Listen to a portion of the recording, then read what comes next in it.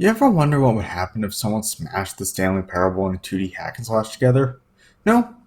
Well, Phantom Blade did, and Icey is the result, is that a question. I was going to review this much earlier, but those plans fell through in favor of games like Mega Man Zero and Skylanders, and promptly shelved it because of that. Also, the review is way too short to feel worth it to put in video form. However, a new twist has been added to this tale. My friend had decided to play the game, and so I suddenly felt a massive amount of motivation. Anyways, I'd say that's enough setup. Let's do this.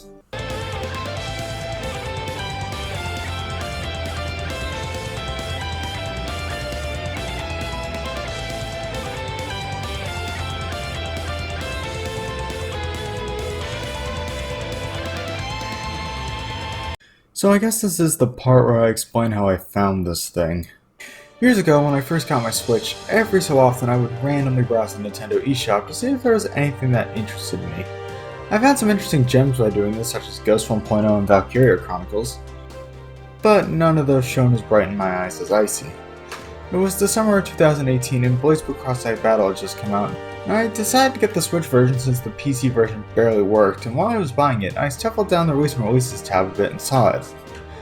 I don't know what it was, but something about just watching the trailer and reading the description captivated me, and thus a young Silver bought the game and wouldn't stop playing. For at least half that summer, the only thing he would play were BB Tag and Icey, and then proceeded to burn out on the ladder and didn't really touch it for 3 years. So, the game basically just dropped you in similar to a Metroid game. Oh right, before I forget, I'm playing the PS4 version. Anyways, just moving right while the game teaches you how to play the game via the controls showing up on the screen. I'm not going to go into these yet though, as we need to talk about the graphics first. It's hard to explain why, but I really like the graphics in this game. They almost have this hand-drawn aesthetic to them, with some of the backgrounds almost feeling like they were watercolored to me. Then again, I'm not noticing the slightest, so I'm not sure if this counts as being like that. One thing I kinda like is that for a while, I really couldn't tell if Icey was a 2D sprite or not. At this point I'm convinced she is, but I'm still not 100% sure. What I do know is that this game, while clearly on a budget, looks good, and I guess that's all that matters in the end. Now when it comes to character design, I really like Icey here. Might be the flashing lights. The enemy variety is pretty good. However, with a good amount of the animation, you can tell they're moving layers around in Photoshop. At least it looks that way for some of the bosses. Overall, I really like the way this game looks, and the music is also surprisingly good as well. It's not great or anything in the beginning. For example, the first boss theme could be a little more energetic. But once you hit the metro station, the music goes nuts. I said this in the Gunboat review, but this is one of the games that made me appreciate electronic music, with my favorite songs being Darkest Dungeon, Dance with Jack, and Clock Tower. All good stuff, so onto the story. After going through the tutorial for a while, Icey encounters a powerful enemy, and after she defeats it, it flies off, then destroys the bridge. And the game crashed fucking great. The player is then booted into the level select screen where we open Icey up and get back into the This isn't the forest. Where the hell are we? After a brief questionnaire, we are given our difficulty. I was originally going to do Hell, which is a PS4 exclusive difficulty, but then I realized that the video would take an absolute eternity to come out if I did, well, more of an eternity than usual. So I settled with Hard. Now we, go back to the title screen? Let's continue. Continue. Continue, goddammit, just continue! Wait, continue with narrator? The hell? So now we get our objective of the game. Stab some asshole named Judas. That's it. That's the goal of our grand adventure. Stab some asshole. Absolutely riveting. Overly simplistic setup aside, at least it's better than something like Bowser Kidnapped Peach, I guess. Maybe. Anyways, now we're stuck with narration for the rest of the game. Hooray! God, I wish I didn't have to do what this guy says. It's so demeaning. You have to follow the arrows. But it's not like I have a choice. In terms of pure gameplay, Icey is a 2D hack and slash with a bit of platforming thrown into the mix. Well-defined platforming. The structure of the game mainly involves Icey following the arrows placed with the narrator as he explains what's going on in each area, mostly blaming Judas for everything. Icey of course moves with either the D-pad or analog stick and can jump with the X button. Icey also has a double jump, but that's not important at the second. Throughout the game, Icey will be faced with tons of monsters that block her path. These of course also come with barriers that won't go away until all of them are destroyed. Icey has 2 attack buttons, Light, which is assigned to the square button, and Heavy, which is assigned to triangle. And once you unlock them, Icey can perform various combos by combining the 2 buttons. These can be bought at checkpoints. Attacking enemies is extremely satisfying to pull off, especially when combined with execution moves. When most enemies are at low health, they will be stunned, which allows you to use the circle button to perform a flashy execution move on them, which will kill them instantly and also restoring your health, which, now that I think about it, reminds me of Metal Gear Rising. Actually, the combat in general reminds me of that. But what prevents this game from just being 2D Rising Revengence, however, is the dash. By pressing R1, Icey can dash in any direction, allowing for extremely fast and fluid movement. The dash does just about everything. As long as you still have a charge on the dash meter at the bottom of the screen, you can pretty much spam it. Once you've mastered it, you can do some really crazy combos and quick kills, especially once you start adding air combos into the mix. And it can even be used to cancel the end lag of Icey's attacks, allowing for an extremely effective defense game. Also, if Icey didn't have enough in her arsenal, she can use the dash as a counter by timing the start of PowerPoint and pressing the circle button at the right time. This will do a massive amount of damage to the enemy in question and even heals Icey a little. But don't look away yet, there's even more! By absorbing stray energy crystals that appear after executing enemies, you can perform encounters. By holding square, Icey has the power to unleash a full screen attack which will do a massive amount of damage to all enemies, as well as popping up smaller enemies into the air, leaving them completely exposed. I could go on and on about everything Icey is capable of, but I think I've made my point. The point is, Icey is an extremely capable fighter that once you master her abilities, can absolutely shred enemy forces in an extremely flashy fashion. But this doesn't mean the game is a walk in the park, however, at least on hard anyways. Larger enemies don't suffer hit stun from Icey's non-full screen attacks, and will counterattack after a second. Of course, this is mitigated by the fact that just about everything you do can be cancelled into a dash, and Icey's shield meter. When hit by an attack, Icey's shield will decrease the damage and remove any hit stun Icey would take, which is part of what allows Icey to use her impressive combo game. Although once it's broken and many strong attacks will break it instantly, Icey is put into a state of hit stun until she is able to either double jump after a bit or hits the ground, and while in the state can be comboed. Because until she hits the ground, Icey has no invincibility frames. Meaning while you can combo enemies into oblivion, they can also do the same to you. Which while extremely annoying at times, mainly when fighting Carlos, honestly keeps the game balanced, since if this wasn't the case you could just rush in and spam combos all day, which as you would expect would make the game pretty mindless. In conclusion, Icey is an extremely fast-paced, high-risk, high-reward 2D hack and slash that it's an absolute blast to play, and I can see why it's been on my channel opening since the unreleased prototype review. My biggest complaint about the game is probably that the story is way too simple. Seriously, once you kill Judas, the game just ends. Icey says the city under his control is free, and then the credits roll. Kind of a letdown. I mean, you get this weird text after the credits, but it makes like no sense since there's no context. Maybe it's sequel bait? I don't know. Whatever the case, that's that.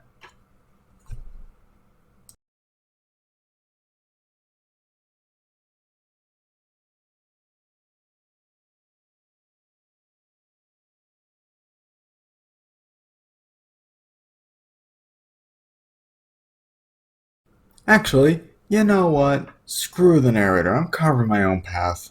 Let me back into the lab. I'm not doing this. Let me in. Icey doesn't know. I'm not moving until you open this door. I'm not saying that. Sesame, please. Thank you very much. And thus I began my quest to spite the narrator at every opportunity. May it just be wandering off the beaten path or straight up walking off a cliff. Most of these endings were yet another chance to watch the man suffer. I learned many things this way, and a lot of those being how the game's development supposedly went, including questionable quality of life in the office, and which shows how the narrator isn't exactly a good person. Honestly, it's been a good time. We even found an extra level because of it, and a level from a different game. However, it could be a lot better. It's just the English voice acting in this game is terrible. It's so bad, I'm genuinely not sure whether to blame it on the actor or the direction, but the narrator's performance is just so stilted and false feeling.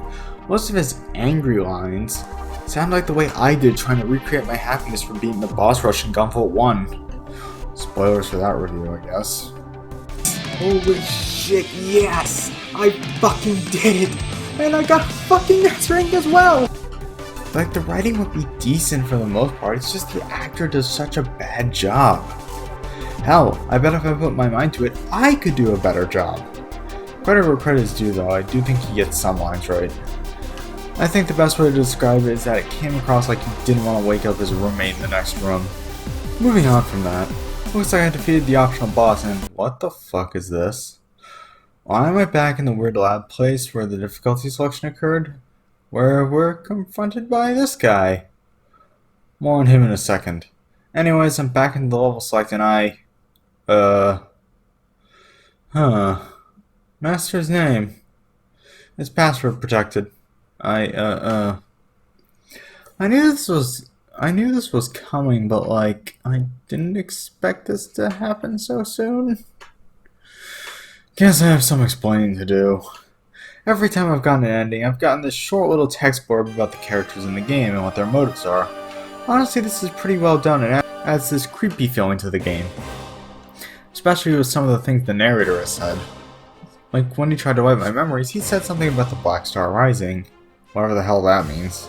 Who the hell is Carcosa and who exactly is this Yellow King guy I fought in the lab? What's with the pile of Icey corpses in front of the Carlos fight? I'll admit when I first realized what it was 3 years ago, it made my heart stop for a second, because that is extremely unsettling. Although, to be honest, now I find it kind of funny since I consider Carlos to be one of the hardest bosses in the game. And the devs knew it. And don't get me started on the bit about finding the truth from the UC section. Oh right, how could I forget the readme on the level select menu? But the thing is, I'm still not 100% sure what's truly going on, to be honest, because Icey doesn't quite know what it wants to be when it comes to meta-ness.